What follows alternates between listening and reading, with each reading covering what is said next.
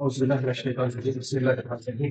ऐसी सर्किट में हमको अब पावर इन एसी सर्किट्स निकालना है। तो जो पहला डेरिवेशन करने वाले हैं हम,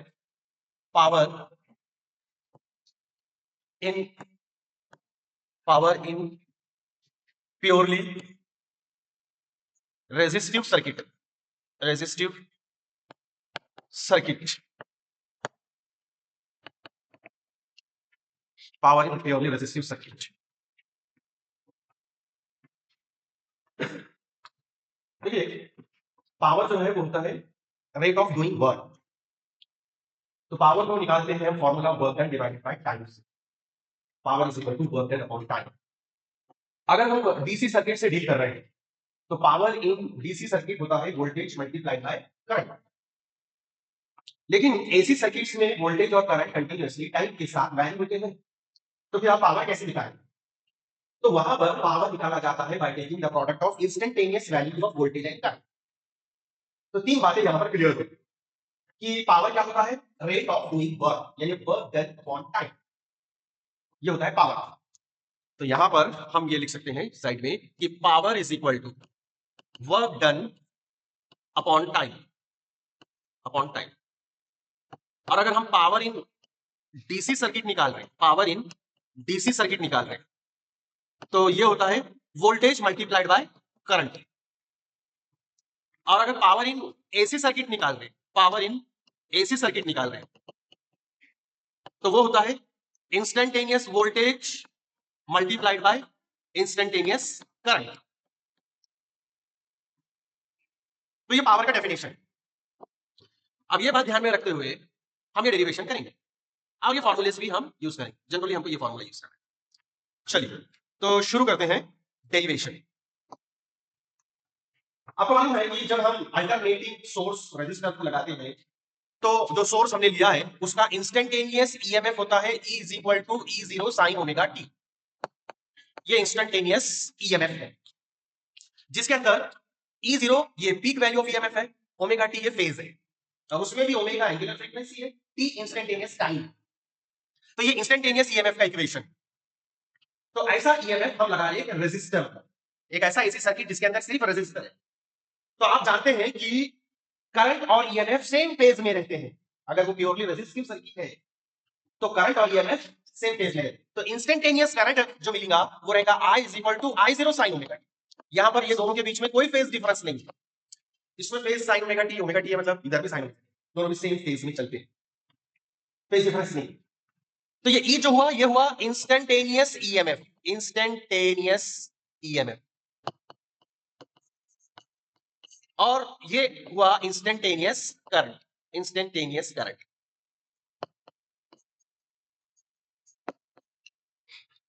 अभी जैसे मैंने आपको बोला पावर क्या रहता है, अगर डीसी सर्किट है तो पावर लेते हैं वोल्टेज इनटू करंट, और अगर एसी सर्किट है तो पावर होता है instantaneous voltage multiplied by instantaneous current. तो इसको इंस्टेंटेनियस पावर ही बोलेंगे। तो instantaneous power, instantaneous power, instantaneous power P, power P is equal to instantaneous voltage multiplied by instantaneous current, यानी E इंटू I, राइट। या फिर this is equal to E0 sine omega T into I0 sine omega. ये मैं value बाद में भी substitute करा तो चलता है, मैं बाद में सब्स्टिट्यूट करता हूं। अब हम निकालते हैं average power over one complete AC cycle. Average power, average power over one complete AC cycle, one complete AC cycle is given by, is given by, तो P एवरेज, PAV, बड़ा पाव का पाव नहीं हो, P average, PAV is equal to work done by EMF, by EMF on charges divided by period of one AC cycle, period of one AC cycle। यह है P average का formula, work done by the EMF on charges divided by period of one AC cycle। अब यहां पर आपको मैं formula लगा के दे रहा हूं, फॉर्मूला लगा के दे रहा हूं।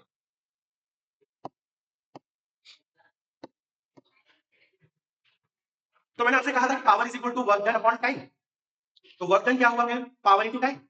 तो ये work done by EMF on charges जो है वो हो जाएगा this P is equal to integral of P dt from 0 to t over 1 AC cycle divided by time of 1 AC cycle is capital T। अब आप बोलेंगे सर आपने ये कहां से लाए? ये P एवरेज है, सॉरी ये PAV है। P average is equal to, मैं इसको अच्छे से लिख लेता हूं, P average is equal to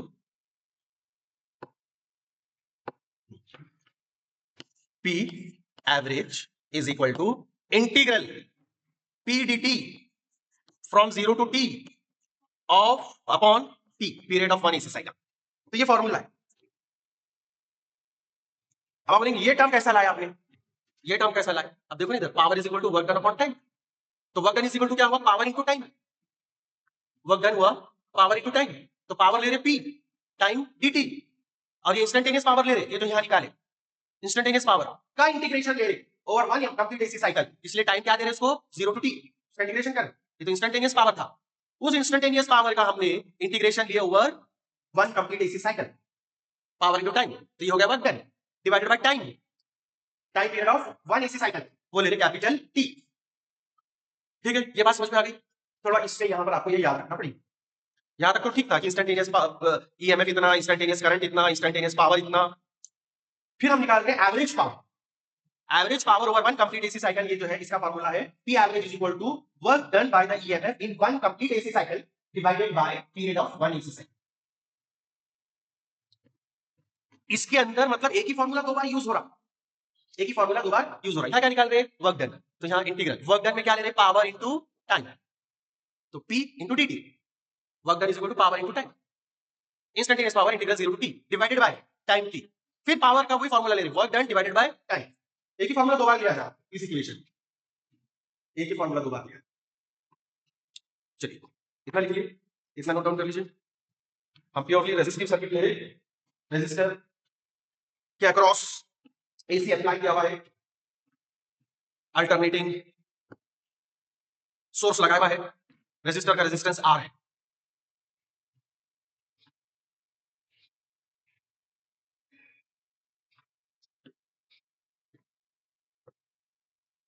okay, बाद में आप इसकी फोटो भी ले लेते चलिए।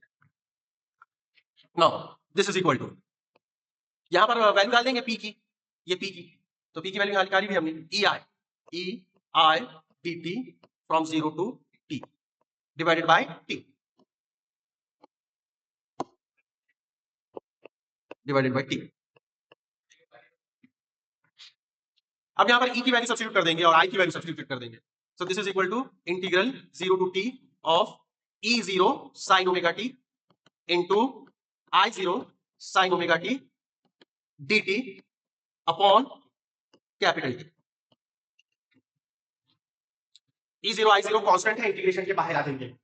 सो now this is equal to E0 I0 integration से बाहर आ, इंटीग्रल में क्या बच गया? Integral 0 to t sin omega t हो जाएगा sin square omega t, sin square omega t dt upon t।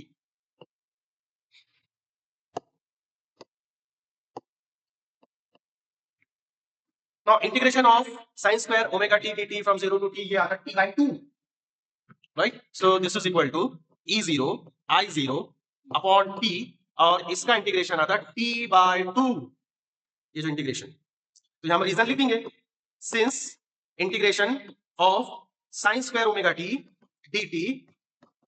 dt from 0 to t is equal to t by 2। तो ये टी कैंसिल हो जाएगा। तो अब मैं ये जो 2 है ना, इसको √2 इंटू √2 लिख रहा, क्योंकि √2 इंटू √2 होता है सिर्फ 2। तो E0 upon √2 into I0 upon √2, ये नीचे √2 इंटू √2 2 होता, लेकिन आप जानते हैं E0 अपॉन √2 इज ERMS और I0 अपॉन √2 है IRMS। तो फिर इस पर से हमको फाइनल फॉर्मूला मिल जाता है कि power P is equal to P average power is equal to average power is equal to ERMS into IRMS, ये फॉर्मूला आ गया। तो average power in simple resistive circuit का ये फॉर्मूला आ गया, सिंपल रेजिस्टिव सर्किट का ये फॉर्मूला आ गया। P average is equal to ERMS into IRMS। इस तरह से हम पावर निकाल लिया प्योर रेजिस्टिव सर्किट में, जिसके अंदर सिर्फ रेजिस्टर है, और ये जानकारी भी आपके लिए जरूरी है, इसलिए मैंने इसको यहां पर साइड में कर रखा है। ये वाली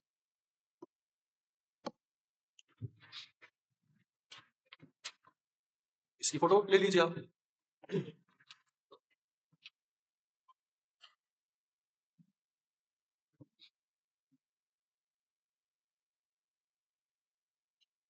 ओके, आगे चलें। नेक्स्ट अब लेंगे प्योरली इंडक्टिव सर्किट। इंडक्टर के अक्रॉस हमने अल्टरनेटिंग ईएमएफ लगाना है। चलिए, power in AC circuit containing power in purely inductive circuit, purely inductive circuit, inductive circuit.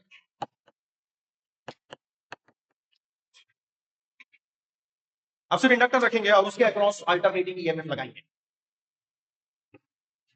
तो जो हम ईएमएफ लगाते हैं उसका इंस्टेंटेनियस ईएमएफ होता है E is equal to E0 sine omega t. Purely inductive circuit में करंट लैग करता है फेज में पाई बाय 2 रेडियन से ईएमएफ के साथ, यानी कि ईएमएफ आगे चलता है और करंट पीछे चलता है। फेज डिफरेंस है दोनों में, कितने का फेज डिफरेंस है? तो पाई बाय 2 रेडियन का फेज डिफरेंस। तो इस वजह से इंस्टेंटेनियस करंट जो है वो मिलेगा I is equal to I0 sine omega T minus pi by 2, minus pi by. और जो प्योरली रेजिस्टिव सर्किट पिछली स्लाइड में आप देखेंगे तो हमने दोनों में साइन ओमेगा टी। लेकिन अगर आप ये इंडक्टिव सर्किट लेंगे तो यहां पर फेज माइनस पाई बाय 2 रहता है, करंट पीछे चलता है। तो ऑब्वियसली यहां पर भी इंस्टेंटेनियस पावर क्या रहेगा? P is equal to E into I, P is equal to E into I, ये रहेगा इंस्टेंटेनियस पावर। तो पहला इंस्टेंटेनियस ईएमएफ, ये है इंस्टेंटेनियस करंट, और ये है इंस्टेंटेनियस पावर। E0 I0 आपको मालूम है, ये पीक वैल्यूज है ईएमएफ है करंट के। Of course omega T phase है और omega T minus pi by 2 phase है करंट के।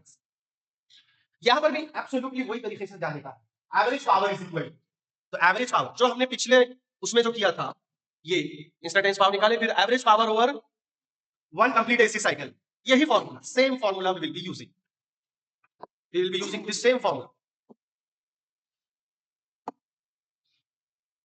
Average power over one complete AC cycle is this.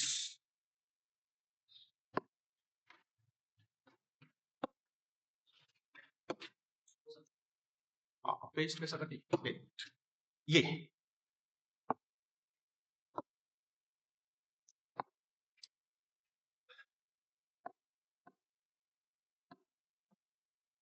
Okay.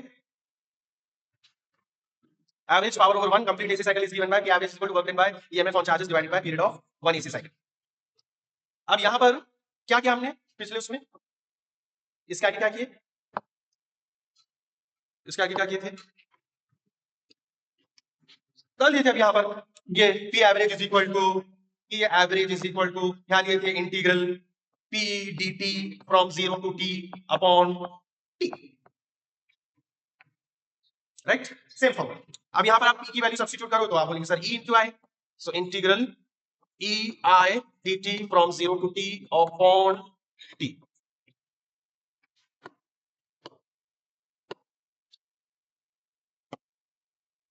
बढ़िया बढ़िया, E और I की वैल्यू सब्स्टिट्यूट कर दीजिए, तो P average is equal to integral 0 to T of E की वैल्यू क्या है, तो आप बोलेंगे sir E0 sin omega T. फिर मैं बोलूंगा I की वैल्यू बोलो, तो आप बोलेंगे sir I0 sin omega T minus pi by 2 divided by T। E0 I0 equal constant है, ठीक वैल्यूज है, तो उनको इंटीग्रेशन से बाहर ले लो। So this is equal to E0 I0 upon T। अब यहां पर बचा integration sin omega T into, ये जो है ना sin omega T minus pi by 2, ये है माइनस कॉस ओमेगा टी। ये sin 90 minus theta is equal to cos theta. cos theta मतलब cos इसका ओमेगा टी का omega from 0 to t into dt, यहां dt रह गया टू dt। ठीक है, अब यहां पर इसको 2 से मल्टीप्लाई और डिवाइड करो तो this is equal to E0 I0 upon 2t, और ये हो गया डिवीजन वाला 2, इधर मल्टीप्लिकेशन वाला 2 मैं अंदर ले रहा हूं इंटीग्रेशन में, तो ये हो जाएगा 2 sin omega t cos omega t dt from 0 to t। ठीक है, okay, now this is equal to E0 I0 upon 2t upon 2t। ये जो है ये एक्सपांशन किसका है? ये एक्सपांशन है 2 sin omega t cos omega t dt। ये एक्सपांशन है sin 2 ओमेगा t dt का एक्सपांशन, ये वाला इतना, इसलिए तो मैंने 2 से मल्टीप्लाई और डिवाइड। ये देखो ये 2, ये वाला 2 और ये वाला। ठीक है, now this is equal to E0 I0 upon 2t into, अब इसका इंटीग्रेशन आप बोल दो, अब एक ही है आपके पास साइन है, तो इंटीग्रेशन ऑफ साइन होता है माइनस कॉस 2 ओमेगा टी बटे टी के साथ क्या है तो 2 ओमेगा है बटे 2 ओमेगा। अभी हमने इसके वैल्यूज रखे नहीं है लिमिट्स के, इसलिए 0 टू टी। इतना सारा सब करके आखिरकार मैं ये बोलूंगा इसकी वैल्यू आती है 0, इसकी वैल्यू आती है 0। ठीक है, ओ यस यस 2 ओमेगा है, 2 ओमेगा है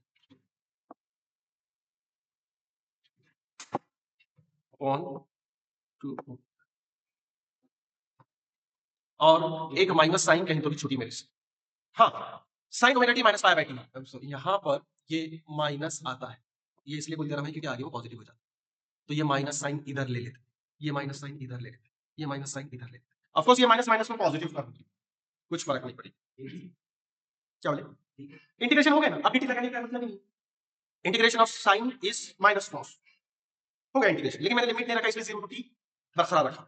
चल अब आगे चल के ये माइनस और ये माइनस प्लस हो जाएगा। बोलिए P average is equal to E0 I0 upon 2t, ये माइनस माइनस प्लस हो गया और ये हुआ cos 2 omega t upon 2 omega from 0 to t। But अगर ये लिमिट रख देंगे तो यहां पर ये वैल्यू हो जाती है 0, अगर आपने लिमिट पुट करें। मतलब क्या करना है, ये t की वैल्यू कैपिटल T डालना, लेकिन कैपिटल T क्या रहता 2 पाई बाय ओमेगा, तो ओमेगा ओमेगा कैंसिल, राइट, तो इस वजह से ये जो टर्म है इसकी वैल्यू आ जाएगी 0। तो this is equal to E0 I0 upon 2t into 0। So average power in purely inductive circuit is equal to 0। Average power in a purely inductive circuit is 0। इसके बारे में चर्चा होगी आगे चल के, लेकिन अभी यहां पर ये खत्म हो गया। तो हमने देखा कि एसी सर्किट विद रेजिस्टर, वहां पर पावर आया ERMS इनटू IRMS, मतलब एवरेज पावर। और उसी तरीके से अगर हमने इंडक्टिव सर्किट लिया, सिर्फ इंडक्टर लिया, उसको आपने अल्टरनेटिंग ईएमएफ लगाया, तो वहां पर power consumption, average power consumption over one AC cycle that comes out to be 0। तो एक बार ये डेरिवेशन पूरा देख लो, पहले से देख लेंगे। ये रेजिस्टर का है, ये रेजिस्टर के लिए है, और हमने ये इक्वेशन डिराइव की। ठीक है, थोड़ा इसको नीट एंड क्लीन भी कर सकते हैं, नहीं ठीक है, अच्छा सिर्फ याद रखना इस साइड की चीज है, इधर आपकी याद नहीं।